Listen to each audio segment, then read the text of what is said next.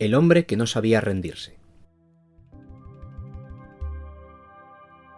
La aventura de Aníbal cruzando los Alpes con su ejército y los elefantes no solo puso a prueba sus dotes de general, sino también la de sus ingenieros. ¿Sabías que para romper rocas gigantescas los cartagineses calentaban las piedras con troncos ardiendo y bañados en vinagre?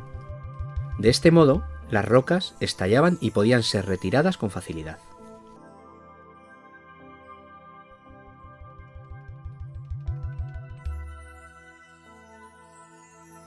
Tony se acercó a la butaca donde solía sentarse su abuela para desearle buenas noches. Estaba vacía, así que, mientras la esperaba, cogió el libro que había sobre el sillón y empezó a mirarlo. La página por donde el libro había quedado abierto tenía un dibujo sorprendente. A lomos de un impresionante caballo azabache, un general daba la orden de emprender la marcha a un enorme ejército formado por soldados, caballos y elefantes. Ese era Aníbal, dijo la abuela acercándose por detrás. En esa columna iban más de 50.000 hombres, unos 9.000 caballos y 37 elefantes, sobre cuyos cuellos se balanceaban sus jinetes.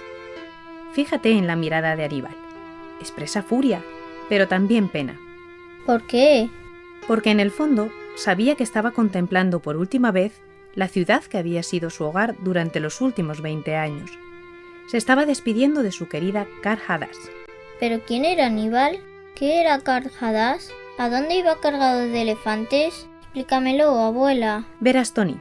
Karl-Hadass era una pequeña población amurallada fundada unos años antes, cuando los cartagineses habían venido desde su ciudad natal, Cartago, en África, hasta Iberia para gobernar estas tierras muy ricas en minerales.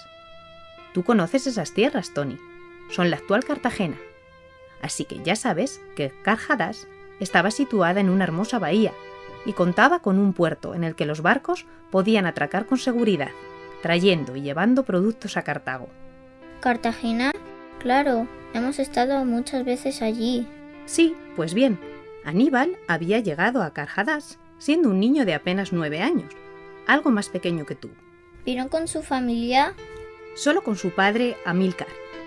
Un día, el padre de Aníbal le explicó que debía partir hacia Iberia para defender los intereses de Cartago en aquellas tierras frente a los romanos, deseosos de plantar sus sucias manos sobre cualquier riqueza, propia o ajena, que se les antojase. Pero el pequeño Aníbal pidió, rogó e insistió con tanta convicción que lo llevara con él, que al final su padre accedió. «Vendrás conmigo a Iberia, hijo mío», le dijo Amílcar, «pero solo con una condición. Deberás jurar, aquí y ahora, en presencia de mi ejército, que por muchos años que vivas, jamás serás amigo de Roma, nuestro peor enemigo». Parecía que había sido ayer y sin embargo habían pasado ya 20 años desde aquel juramento que Aníbal cumplió cada día de su vida. Pero espera, vayamos por partes. Ahora Aníbal era un general admirado por todos, el general de los ejércitos cartagineses en Iberia. Sus tropas confiaban en él y estaban dispuestos a ir hasta el fin del mundo si él se lo pidiera. Juntos se disponían a lanzar un audaz ataque contra Roma. Ya habían librado otras guerras antes. De hecho, romanos y cartagineses parecían dos pistoleros de una película del oeste, convencidos de que el pueblo, o en ese caso, el Mediterráneo, no era suficientemente grande para los dos. No bastaba con derrotar al enemigo.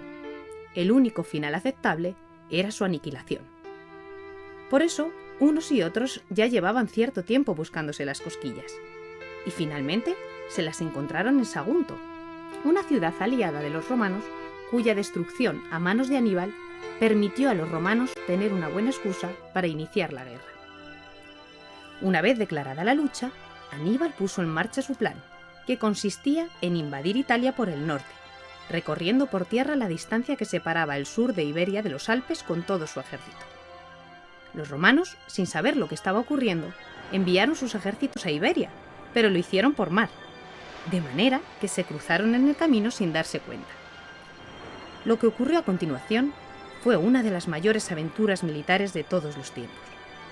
Aníbal cruzó los Alpes en invierno, soportando todo tipo de penalidades, frío y hambre. con sus hombres, sus caballos y hasta los elefantes. Y en los 2 años siguientes logró varias victorias brillantes contra los romanos en las batallas de Tesino, Trebia, el lago Trasimeno y Canás. Atravesó Italia de norte a sur, derrotando a cuantos ejércitos enviaban los romanos contra él y sembrando el pánico en la misma capital del imperio, que veía cómo, uno tras otro, todos sus ejércitos eran aniquilados. Vaya aventura, pobres elefantes y pobres soldados. ¿Y qué hacían los romanos? ¿No se rendían? Bueno, al cabo de 2 años, los romanos cambiaron de táctica. Puesto que no había forma de derrotar a Aníbal en el campo de batalla, se limitaron a rodearlo en el sur de Italia, evitando entablar combate con él, pero molestándole de todas las formas posibles. Pasados varios años, Aníbal se dirigió a Roma, pero al llegar ante sus imponentes murallas, se dio cuenta de que no podría conquistar la capital de sus enemigos.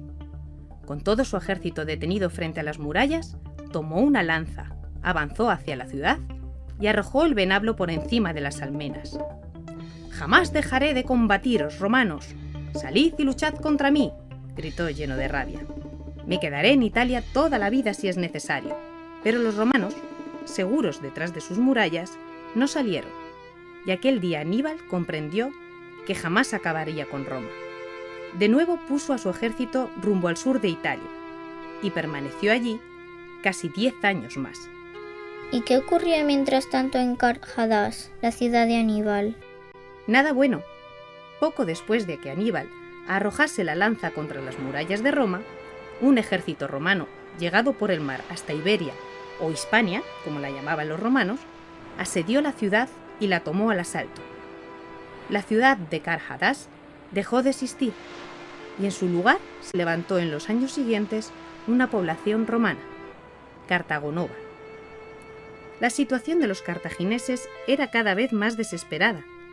Habían perdido todos sus territorios en Iberia, y los romanos amenazaban ahora su capital en África, Cartago.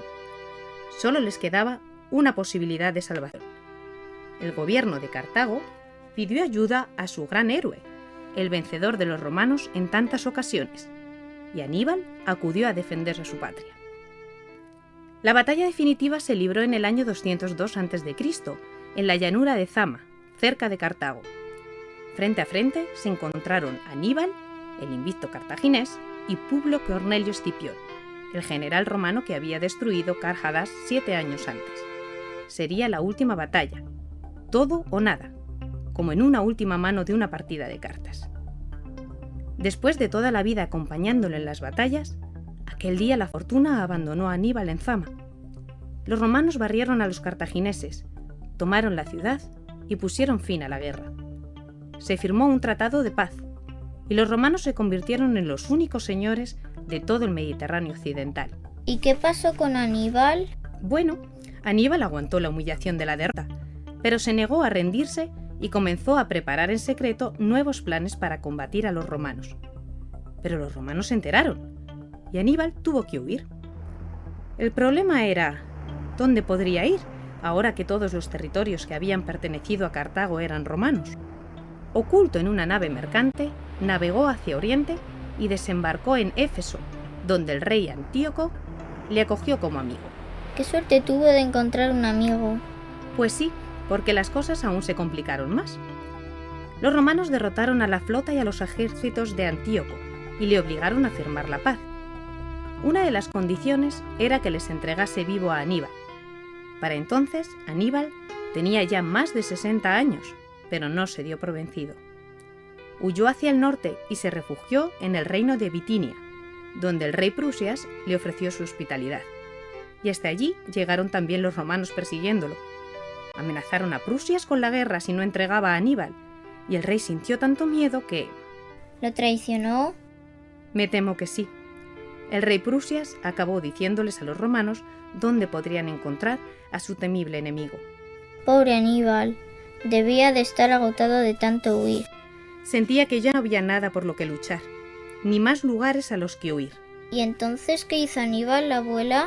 El final de esta historia es un poco triste. Aníbal, acorralado y viendo que en poco tiempo llegarían los soldados romanos, tomó un frasco de veneno que siempre llevaba consigo y se bebió su contenido. La historia cuenta que sus últimas palabras fueron: «Vamos a dejar que los romanos se libren por fin del miedo que me tienen, ya que parece que no pueden esperar a que me muera de viejo». Tony se quedó mudo unos segundos. Le había impresionado la historia de aquel héroe tenaz y valiente, que había vivido tan cerca del pueblo donde ahora vivía él con su familia, y del que nunca había oído hablar. Miró a su abuela y le dijo: Abuela, ¿me dejarás el libro cuando lo acabes? Por supuesto, mi niño.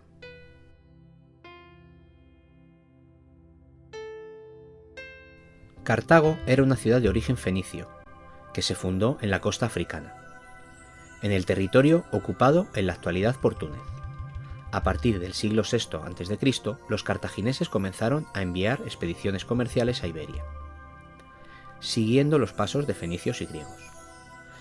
Pero en el año 237 a.C., los cartagineses hicieron algo distinto a los fenicios y a los griegos, pues fueron los primeros que, además de comerciantes, enviaron un ejército invasor y se apoderaron de grandes extensiones de territorio. Primero Amílcar, luego Asdrúbal y por último Aníbal. Conquistaron gran parte de la costa mediterránea de Andalucía y Murcia, y también algunas de las Islas Baleares. Y fundaron varias ciudades, en especial Carhaddás, la actual Cartagena, donde aún hoy se pueden contemplar los restos de la muralla cartaginesa. Sin embargo, la dominación cartaginesa duró poco tiempo. La llamada Segunda Guerra Púnica, que Aníbal, uno de los mejores generales de la historia, emprendió contra Roma, trajo grandes momentos de gloria para los cartagineses en los campos de batalla italianos. Pero, al final, supuso su destrucción y la pérdida de todos los dominios en Iberia. A partir del año 218 a.C., los romanos fueron apoderándose poco a poco de toda la península ibérica.